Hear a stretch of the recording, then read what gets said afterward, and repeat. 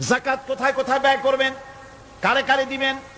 আল্লাহ রাব্বুল আলামিন বলেন, ইন্নামাস সাদাকাতু লিল ফুকারাই ওয়াল মাসাকিন ওয়াল আমিলিনা আলাইহা ওয়াল মুআল্লাফাতি কুলুবুহুম ওয়া ফির রিকাব والغارمين وفي سبيل الله وابن السبيل فريضة من الله والله عليم حكيم।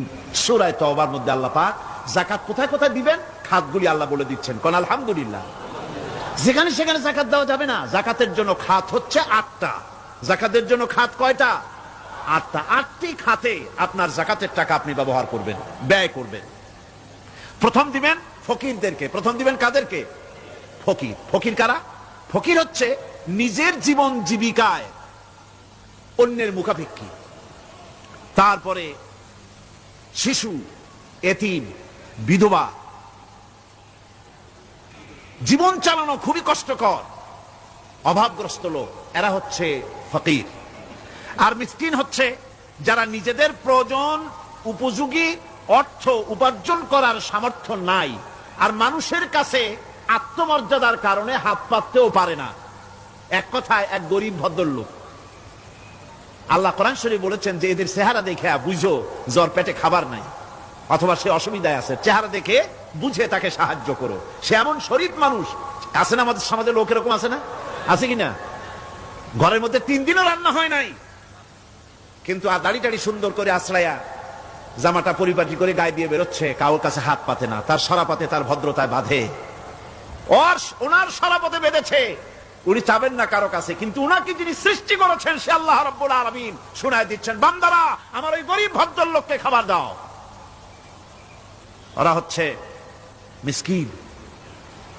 এরপরে আমিলিন, 3 নম্বরে আমিলিন, অর্থাৎ যারা যাকাত সরকারি ভাবে যাকাত যারা আদায় করে, সেই আদায়কারীদেরকে এই যাকাতের টাকা দিয়ে তাদের সম্মানী দিতে বলা হয়েছে। ইসলামী গভর্নমেন্ট আসলে যাকাত তো আর আপনার খুশি মতো থাকবে না, যাকাত দিতে আপনি বাধ্য হবেন। যাকাত দিতে আপনি বাধ্য হবেন। যাকাত আদায় করবে গভর্নমেন্ট। কে আদায় করবে? গভর্নমেন্ট আদায় করবে, আর গভর্নমেন্ট ডিস্ট্রিবিউট করবে। ওয়াল মুআল্লাফাতিল কুলুব, মনতুষ্টির জন্য, যাদের মন জয় করতে হবে এই ধরনের লোকদেরকে। ওয়ার রিকাব, আর গলদেশের মুক্তিদানের জন্য। ওয়াল গারিমিন, আর ঋণগ্রস্ত ব্যক্তি, তাও আবার এমন পর্যায়ের যে ঋণ পরিশোধ করতে গেলে যদি তার এমন অবস্থা হয় যে তার কাছে যাকাত দেওয়ার মতো টাকা থাকে না, এরকমের অবস্থা যদি হয় তাহলে যাকাতের টাকা দিয়ে তার ঋণ পরিশোধ করে দেওয়া যেতে পারে। ফি সাবিলিল্লাহ। এরপরে হচ্ছে জিহাদের রাস্তায়। জিহাদের রাস্তা মানে জিহাদ যখন শুরু হবে সেই জিহাদের ময়দানে আপনি বন্দুক রাইফেল কিনে দেওয়ার সাহায্য করবেন সেটা নয়, কিন্তু শুধু এটাকে বোঝানো হয় নাই। ফি সাবিলিল্লাহ বলতে বোঝানো হয়েছে আল্লাহর রাস্তায় সংগ্রামরত সব ব্যাপারে আপনি সাহায্য করবেন, ইসলামী আন্দোলনের জন্য করবেন। যারা ইসলামের জন্য বইপত্র লেখে তাদের জন্য করবেন, যদি পয়সায় কুলাতে না পারে সেখানে সাহায্য করবেন। ইসলামী আন্দোলনকে বিজয় করার জন্য সাহায্য করবেন। এক কথায় আল্লাহর রাস্তা বলতে যা বুঝায় এগুলিকে দিবেন। ইবনে সাবিল, এরপরে পথিক মুসাফির। পথিক মুসাফির সে যদি বাড়িতে ধনী থাকে, ঢাকায় ধনী, কিন্তু চট্টগ্রামে এসে সর্বহারা হয়ে গেছে, টাকা পয়সা সব লুটপাট হয়ে গেছে, এখন বাড়ি ফেরার উপায় নাই, যাকাতের টাকা দিয়ে তাকে সাহায্য করা যেতে পারে। এই 8টি খাতে এভাবে যাকাত দেওয়ার জন্য আল্লাহ খাত সৃষ্টি করেছেন। কয়টা খাত হলো? 8টা খাত।